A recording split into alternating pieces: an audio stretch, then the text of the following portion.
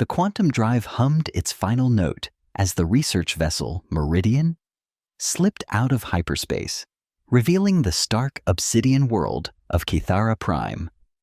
Dr. Lyra Valen pressed her palm against the viewport, watching the planet rotate slowly beneath them. Its surface was a patchwork of ash-gray continents and crimson seas shrouded in perpetual twilight under its dying red sun. "Beautiful, isn't it?" Lyra murmured to her research partner, Dr. Marcus Webb, who was hunched over a data pad reviewing their mission parameters. Marcus glanced up, his weathered face creasing with concern. "If by beautiful you mean terrifying, then yes. Lyra, I still think this is madness. The Galactic Alliance marked this planet as a quarantine zone for good reason. The Void Fangs are misunderstood." Lyra interrupted, her green eyes sparkling with the fervor that had made her one of the Alliance's youngest xenobiologists. "Every species we've encountered that was initially deemed too dangerous has eventually been integrated into galactic society.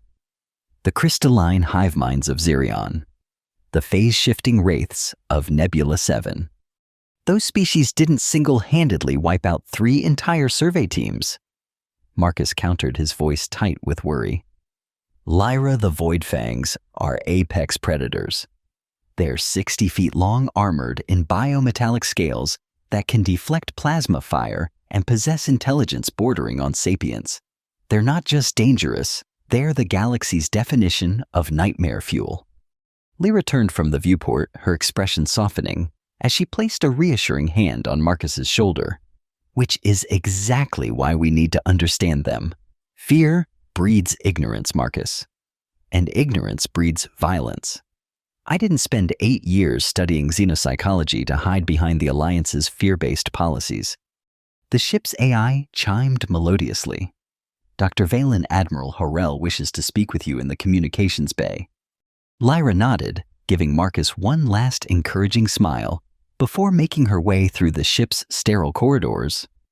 The communications bay was a cramped space, dominated by a holographic projection table where Admiral Horrell's weathered visage flickered into view.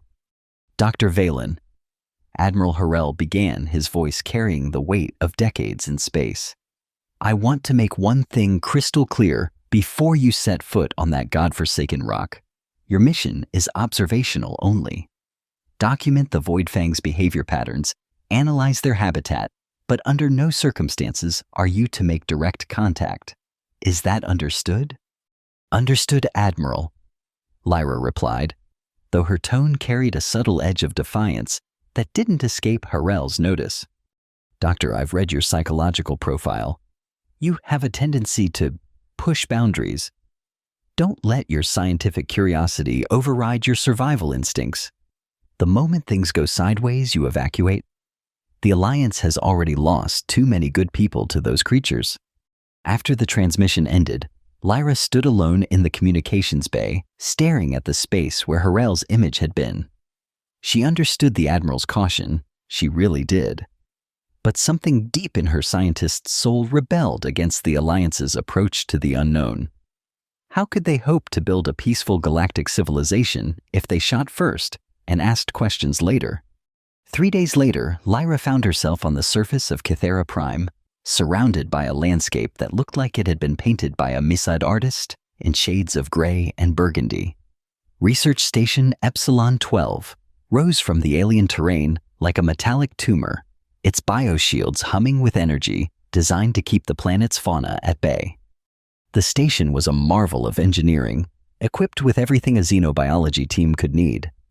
Advanced laboratories, observation decks, sample storage facilities, and living quarters designed for extended research expeditions. The staff consisted of 12 specialists, including Lyra Marcus and Dr. Sarah Chen, Dr. Sarah Kingston, a biophotonic specialist who'd volunteered for the mission despite her family's objections. For the first week, their research proceeded according to protocol. They sent out drones to map the surrounding area, analyzed atmospheric samples, and cataloged the various flora that managed to thrive in the planet's harsh environment. The Void Fangs remained frustratingly elusive appearing only as massive shadows on their long-range sensors. It was during the second week that everything changed. Lyra had convinced Marcus to let her take a solo expedition to a nearby crystalline formation that their scans suggested might be a voidfang nesting site.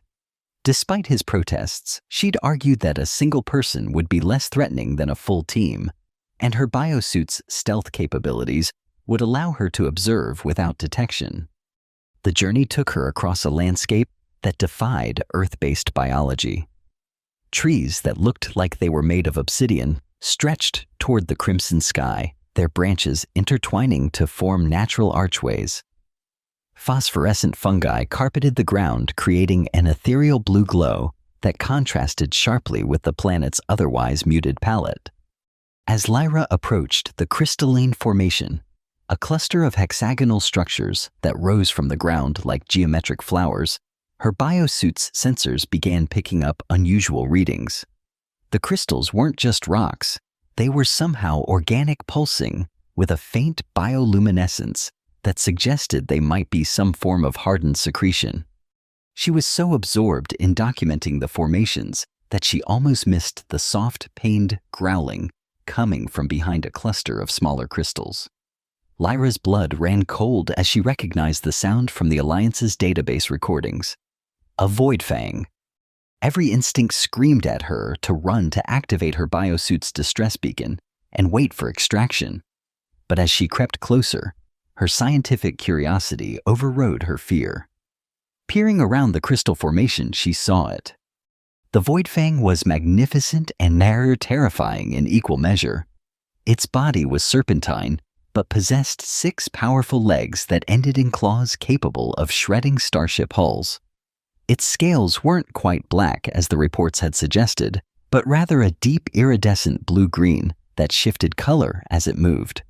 Twin rows of bioluminescent spots ran along its spine, pulsing slowly like a heartbeat. But it was clearly injured.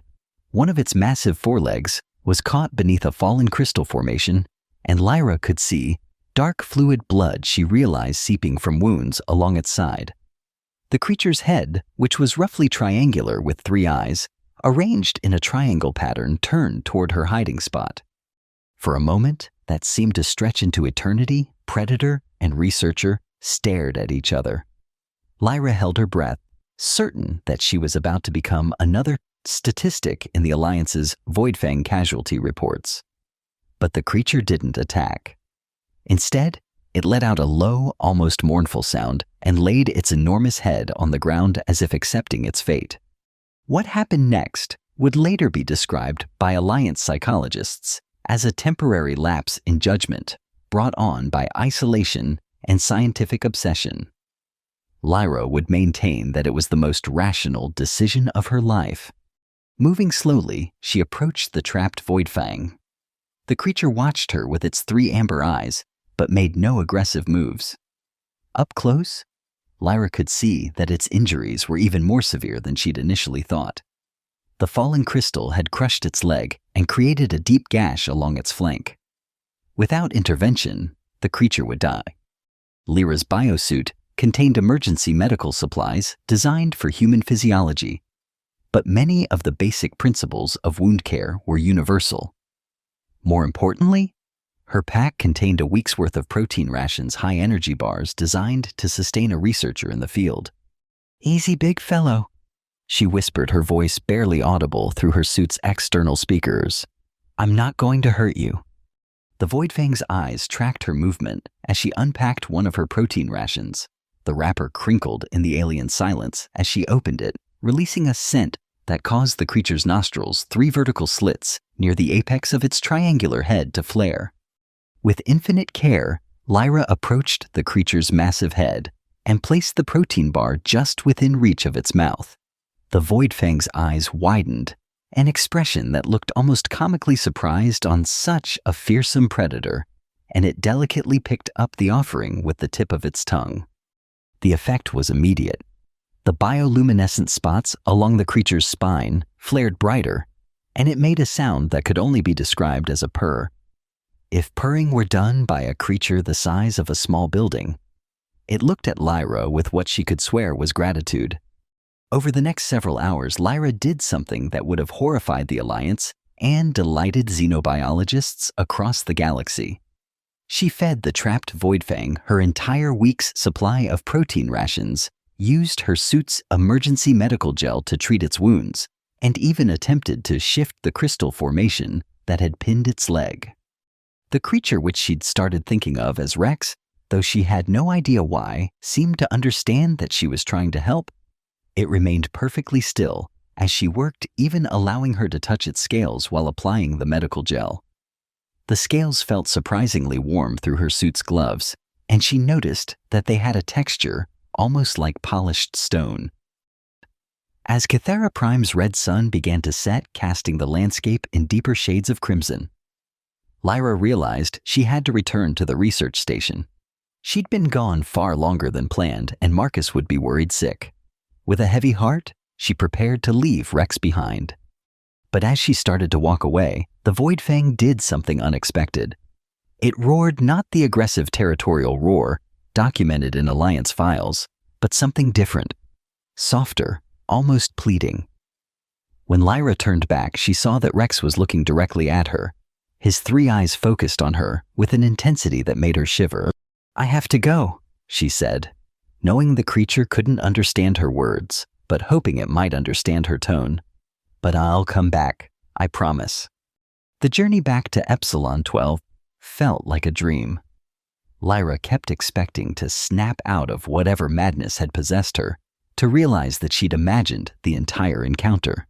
But her biosuit's recordings didn't lie, and neither did the empty protein bar wrappers in her pack. Marcus was waiting for her in the station's airlock, his face cycling through relief, anger, and concern. "Lyra, what the hell were you thinking? You were gone for 12 hours. I was about to launch a search and rescue." "Marcus," Lyra interrupted, pulling off her helmet and running a hand through her sweat-dampened hair.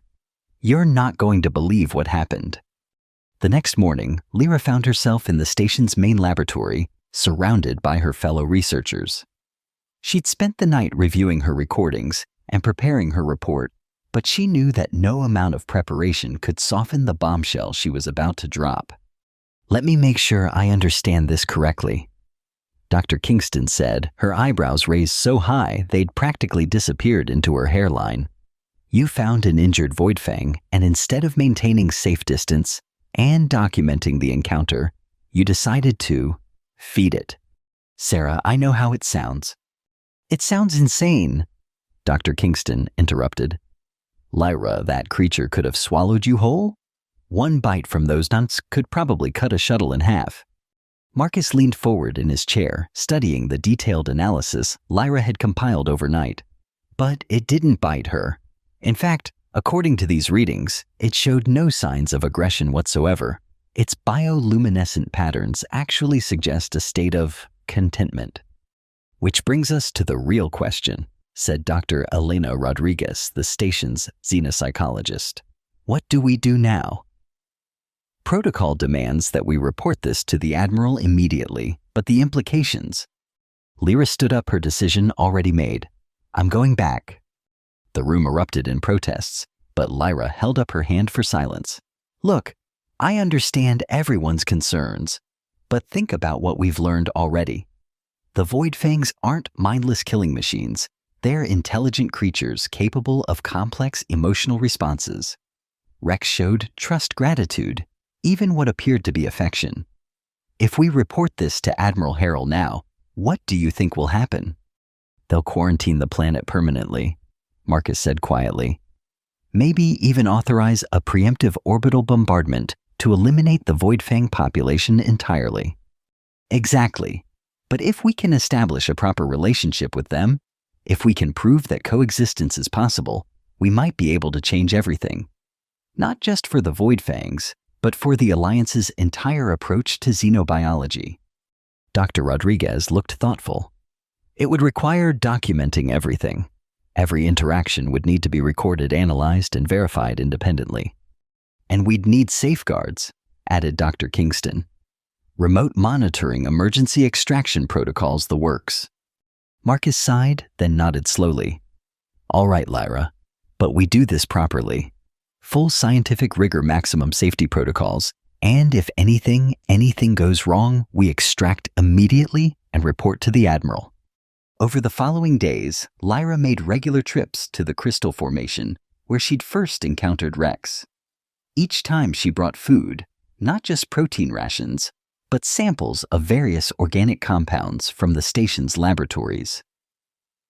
She began to understand Rex's preferences, noting that he particularly enjoyed anything with high protein content and seemed to dislike foods with synthetic preservatives. But the real breakthrough came when Rex disappeared from the crystal formation entirely. Lyra had arrived at the site as usual, carrying her daily offering of food and medical supplies to treat Rex's wounds, which were healing remarkably quickly. But the crystal formation was empty. The fallen stone that had trapped Rex somehow moved aside. Panic began to rise in her chest as she searched the area, calling out his name. That's when she heard a low rumbling call that seemed to come from everywhere at once. Following the sound, Lyra discovered something that would revolutionize everything they thought they knew about Voidfang society. Hidden behind a ridge of black stone was a vast cavern complex, its walls lined with the same hexagonal crystals they'd found at the formation. But these weren't naturally occurring. They were constructed. The Voidfangs weren't just intelligent. They were architects. Rex emerged from the depths of the cavern, moving with the fluid grace of a creature no longer burdened by injury. Behind him came others, dozens of Voidfangs of various sizes, their scales ranging from the deep blue-green of Rex's hide to brilliant purples and golds. Lyra's first instinct was to run. One Voidfang was manageable, but 30 or 40. That was a different story entirely. But Rex approached her slowly, making the same purring sound he'd made when she'd first fed him. The other Voidfangs watched from a distance, their bioluminescent patterns creating a constellation of lights in the cavern's darkness. Rex stopped just in front of Lyra and lowered his massive head until it was level with hers. Then, with infinite gentleness, he touched his forehead to her helmet in what could only be described as an affectionate gesture. The implications were staggering. Rex had brought her to his community, had introduced her to his people. Over the following weeks, Lyra spent every possible moment with the Voidfang community. She learned that they were far more sophisticated than anyone had imagined. The crystal structures weren't just architecture. They were a form of biological computing, storing information in crystalline matrices that the Voidfangs could access through bioelectrical interfaces. Rex became her constant companion and protector. Whenever other Voidfangs seemed uncertain about her presence, Rex would position himself between them and Lyra, emanating calming pheromones that seemed to ease their concerns. He learned to recognize her research equipment, even helping her collect samples by holding specimens still while she scanned them. But their idyllic research period couldn't last forever. The first sign of trouble came when Dr. Kingston detected unusual energy signatures in the system ship drives charging for hyperspace jumps. Long-range sensors confirmed Lyra's worst fears: an unauthorized vessel was approaching Kythera Prime, and it wasn't flying Alliance colors. Poachers, Marcus said grimly, studying the sensor data. Ship configuration matches known smuggling vessels. They're probably after Voidfang biosamples. Or live specimens, Dr. Rodriguez added. There's a significant black market for exotic predators on the Outer Rim worlds. A living Voidfang could fetch billions on the underground circuit. Lyra felt sick. The research team had maintained strict communication silence to avoid drawing attention to their work, but somehow word had leaked. We have to warn them. The Voidfangs don't know what's coming. Lyra, be reasonable, Dr. Kingston said. How exactly are we supposed to warn them? We don't have a common language, and even if we did, what could they do? Hide 40-plus massive predators in crystal caves. But Lyra was already suiting up. Rex will understand. He has to. The race to the Voidfang caverns felt like a nightmare in slow motion. Lyra's biosuit detected multiple incoming ships, their trajectories clearly aimed at the surface. These weren't researchers, they were coming in hot and fast with none of the caution that should accompany a landing on a quarantined death world. She found Rex at the cavern entrance, his posture alert and agitated. The moment he saw her, he approached with obvious relief, but Lyra could see the tension in his movements. He knew something was wrong. "Rex, listen to me," she said urgently, knowing he couldn't understand the words, but hoping her tone would convey the danger.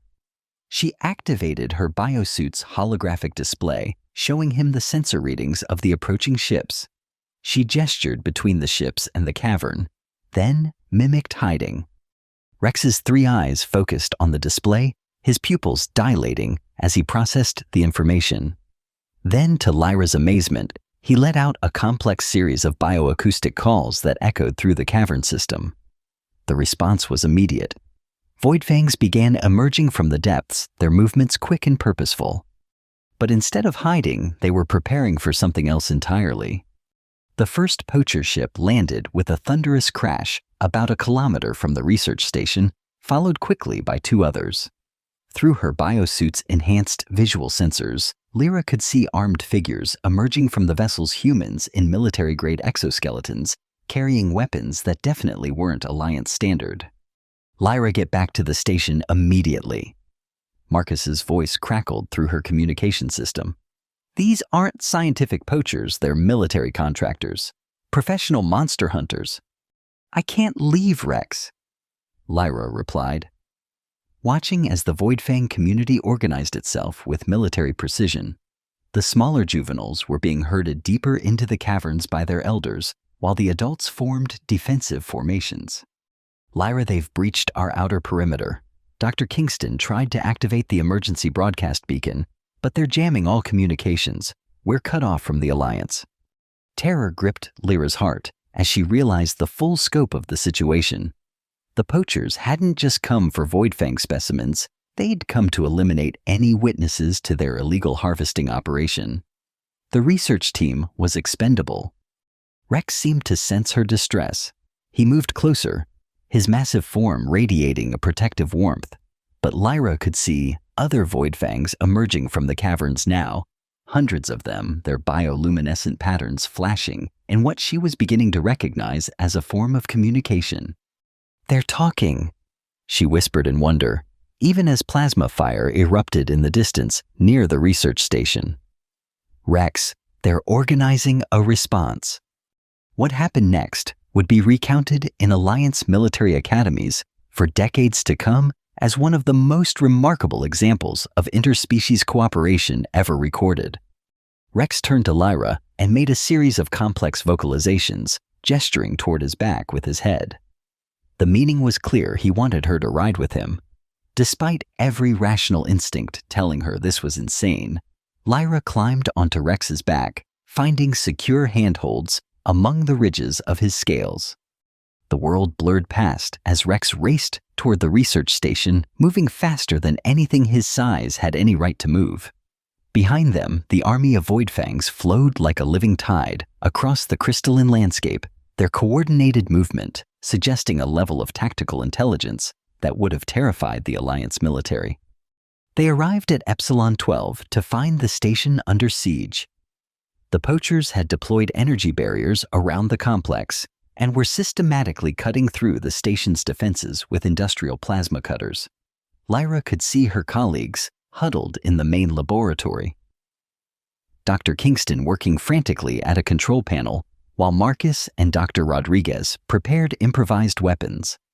"Rex, we have to help them," Lyra said, knowing he couldn't understand the words, but hoping her emotion would convey the urgency.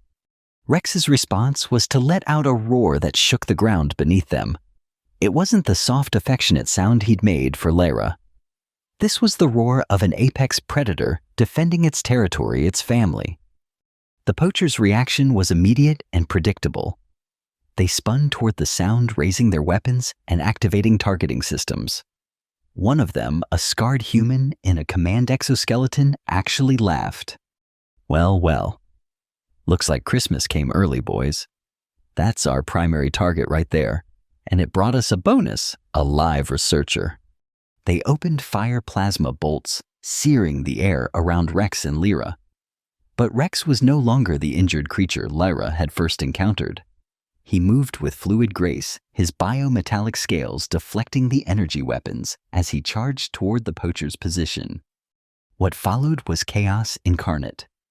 Rex reached the poacher's defensive line with a ground-shaking impact, his massive claws tearing through their energy barriers like tissue paper.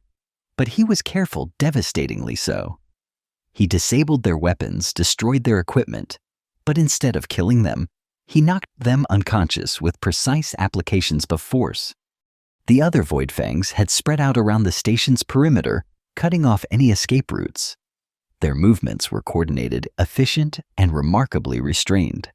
They could have annihilated the poachers in seconds, but they seemed to understand that Lyra wouldn't want that. One poacher, the leader, managed to avoid Rex's initial assault. He'd taken cover behind a fallen support beam and was setting up some kind of large weapon, a neural disruptor, Lyra realized with horror. The kind of weapon designed to incapacitate large predators by overloading their nervous systems. "Rex, watch out," Lyra shouted, knowing he wouldn't understand the words, but hoping he'd sense the danger. But it was too late. The neural disruptor fired, sending a pulse of energy directly into Rex's spinal column. The Void Fang's roar became a scream of pain as his nervous system overloaded, sending him crashing to the ground and throwing Lyra clear. Lyra hit the ground hard, her biosuit absorbing most of the impact, but leaving her dazed and disoriented. Through blurred vision, she saw the poacher leader approaching Rex's fallen form, his weapon charging for another shot.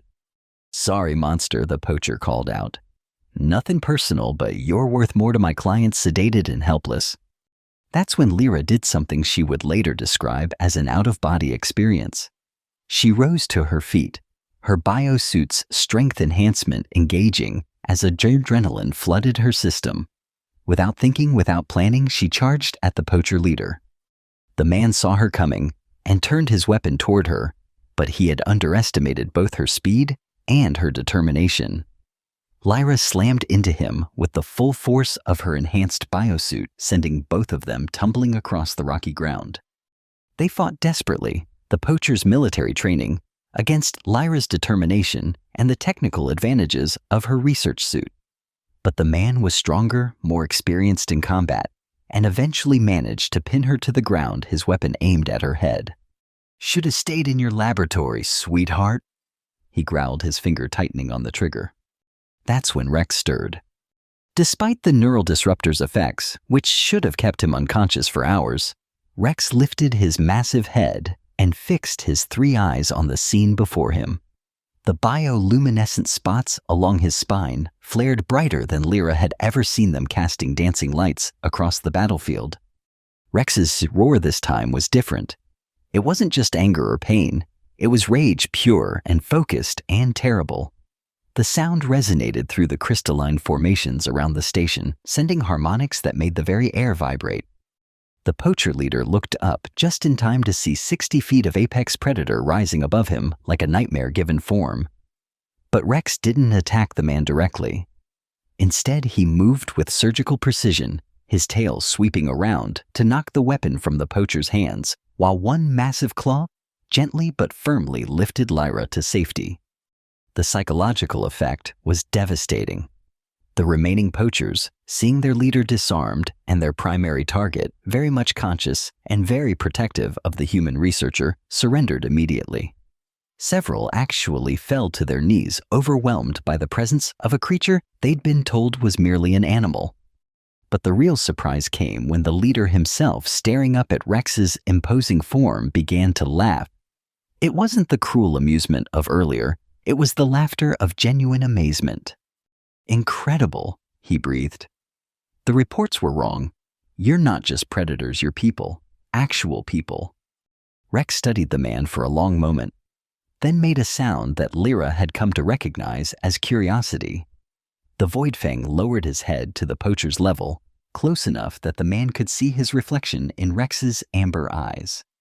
"Rex, no," Lyra called out, fearing that proximity might trigger some kind of defensive response from the poacher.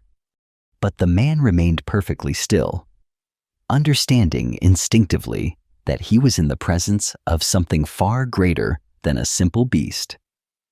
Rex examined him for several heartbeats, then made a low rumbling sound that the other Void Fangs seemed to understand. Within minutes, the unconscious poachers were being carefully moved to their ships by the Void Fangs, while the conscious ones were herded together under watchful eyes. "What happens now?" the poacher leader asked Lyra as she checked on her colleagues in the research station. Miraculously, none of them had been seriously hurt, though Dr. Kingston had suffered some minor burns from an overloading console. "Now," Lyra said, watching as Rex superintended the loading of the poacher's belongings, "we contact the Alliance, all of us." The next few hours were a blur of encrypted communications, official reports, and increasingly frantic calls from Admiral Harrell. Lyra had insisted that the poacher leader, who'd identified himself as Commander Jake Morrison, a former Alliance military officer, turned freelance contractor, be allowed to participate in her initial report to the Admiral. "Let me understand this correctly." Admiral Harrell said, his holographic image flickering with interference from Kythera Prime's magnetic field. "You've made contact with a Void Fang community, established what appears to be a peaceful relationship, and now you're telling me that these creatures demonstrated tactical intelligence and restraint in neutralizing an armed threat." "That's correct, Admiral," Lyra replied. "Furthermore, they showed remarkable understanding of human social structures. Rex, the Void Fang I initially encountered, clearly understood that I was part of a group, and he organized a response specifically designed to protect all of us." Morrison leaned into the frame. "Admiral, I've spent 15 years hunting dangerous creatures for clients across the Outer Rim. I've never seen anything like what I witnessed here. These aren't monsters, they're a civilization, a sophisticated one." Harrell's expression was unreadable.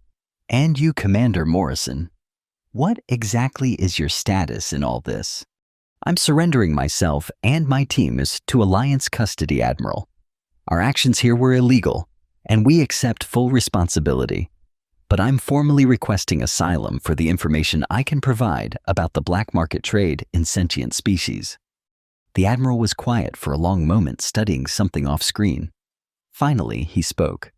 "Dr. Valen, I'm receiving reports of unusual energy signatures around your location. Please explain." Lyra glanced out of the station's main viewport, where Rex and several other Void Fangs were working together to repair damage to the research station's outer hull.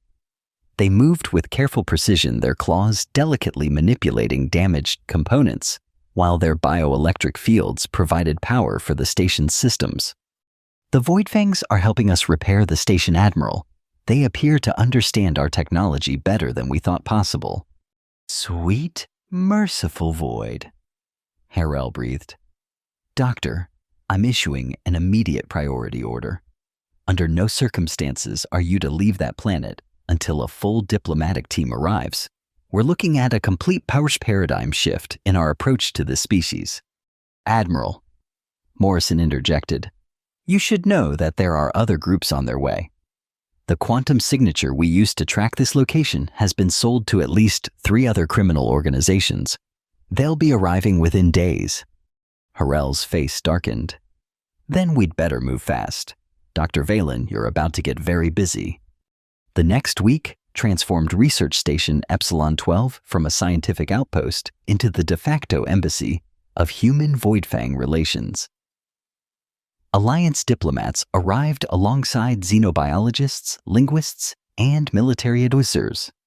But the most important developments were happening outside the station in the crystalline caves, where Rex's community had decided to build what could only be described as a cultural exchange center. Working together, humans and Void Fangs created something unprecedented. The Void Fang's crystal-growing abilities combined with human technology to produce structures that were both functional and beautiful. Bioluminescent computing centers hummed alongside quantum processors, creating a hybrid information network that neither species could have achieved alone.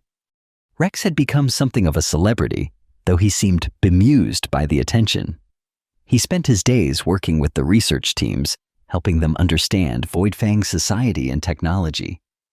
But he always saved his evenings for Lyra, the two of them walking through the crystalline gardens that had grown up around the research station. "You realize," Dr. Rodriguez said one evening, as they watched Lyra and Rex examining a particularly complex crystal formation, that she's achieved something that most xenobiologists only dream of. She hasn't just made contact with an alien species, she's become family to one of them.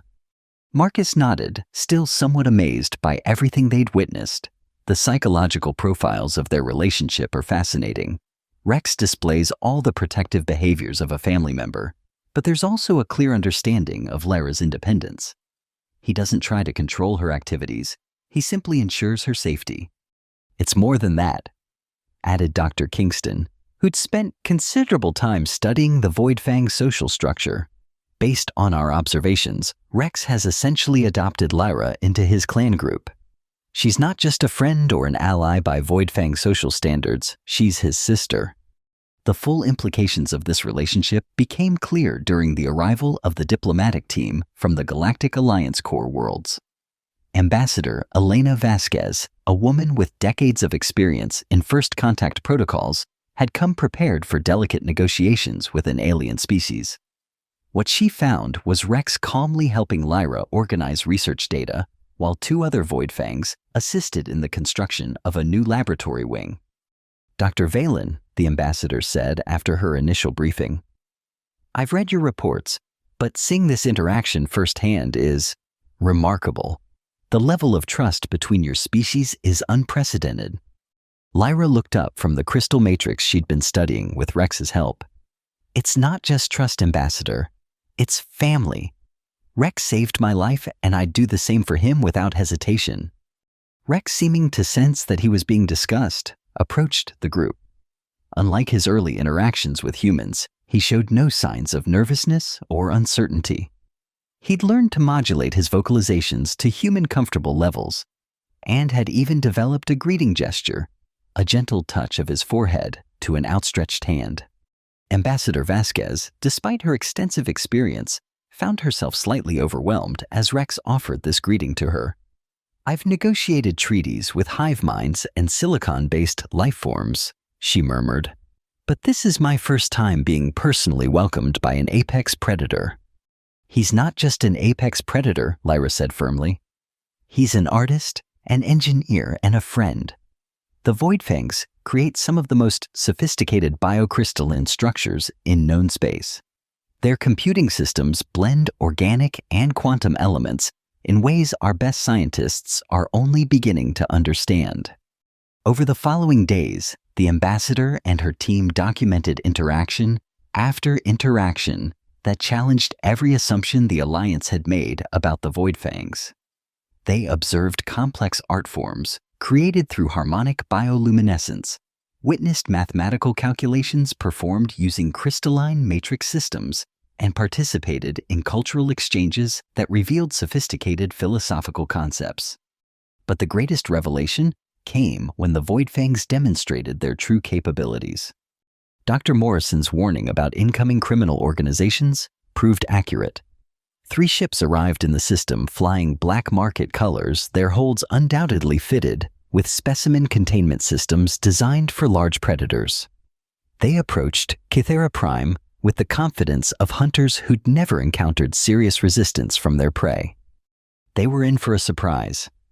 The Voidfangs had been monitoring the approaching ships through their biocrystalline sensor network, a detection system far more sophisticated than Alliance technology. When the ships entered orbit, the entire Voidfang community responded as one. From the surface of Kythera Prime rose what could only be described as a living storm.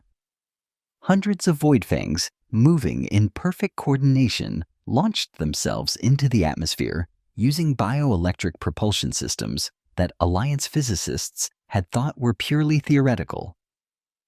They flew in formation, their bioluminescent patterns creating a light show visible from orbit. The criminal ships tried to defend themselves, but their weapons were designed to capture and kill, not to fight a coordinated military force.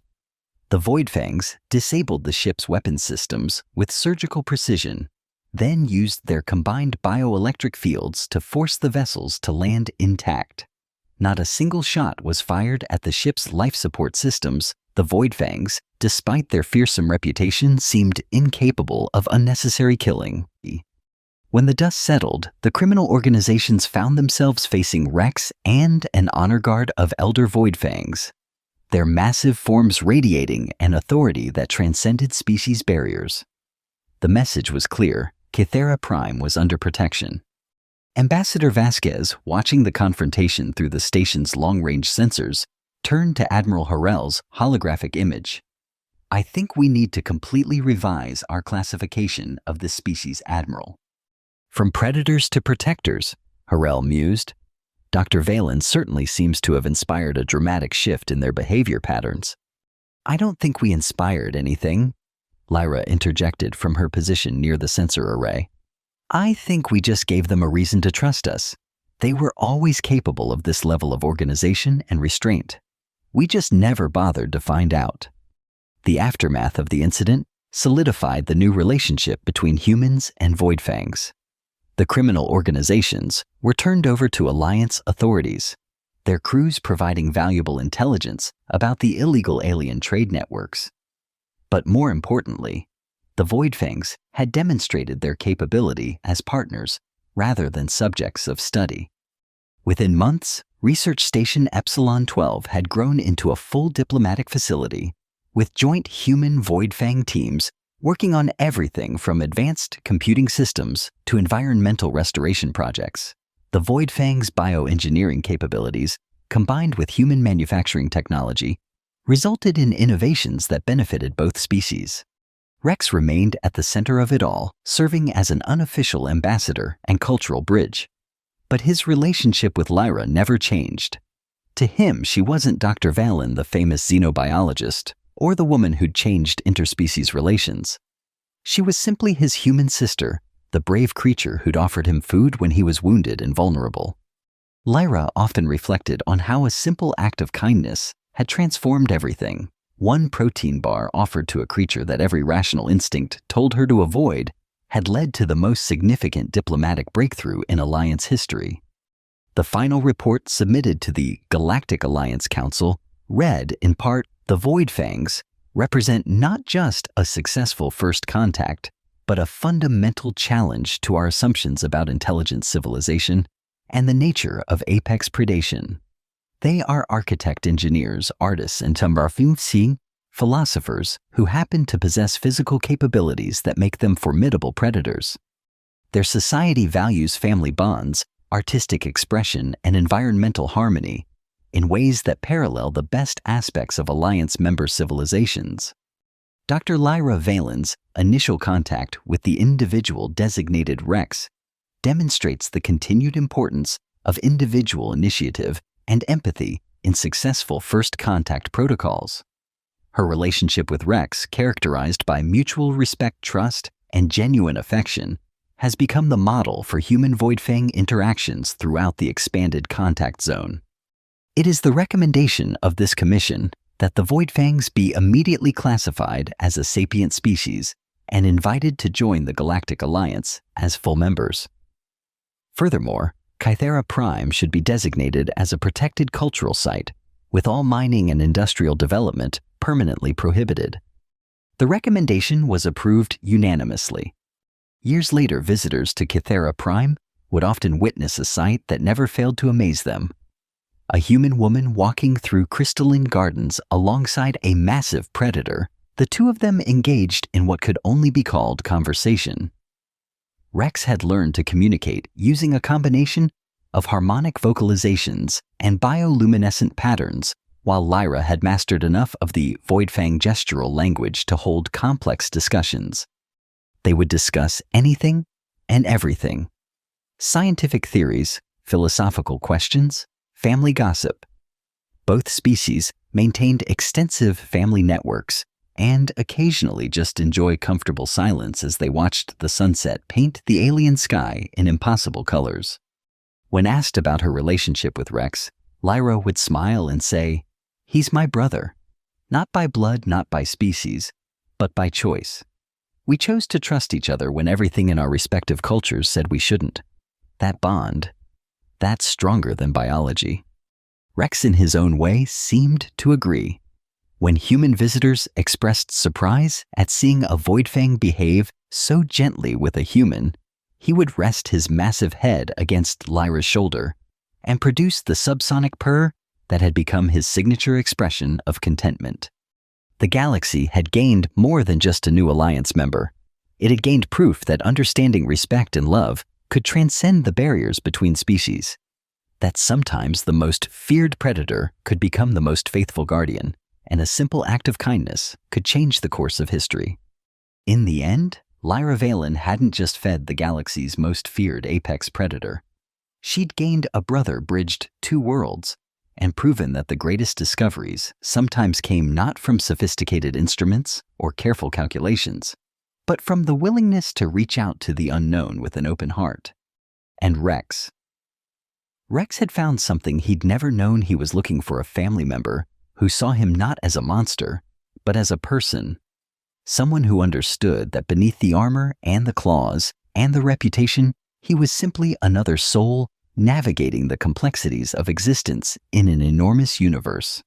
Together they'd written a new chapter in galactic history. But for both of them, the most important part was simply this: neither would ever have to face the universe alone again.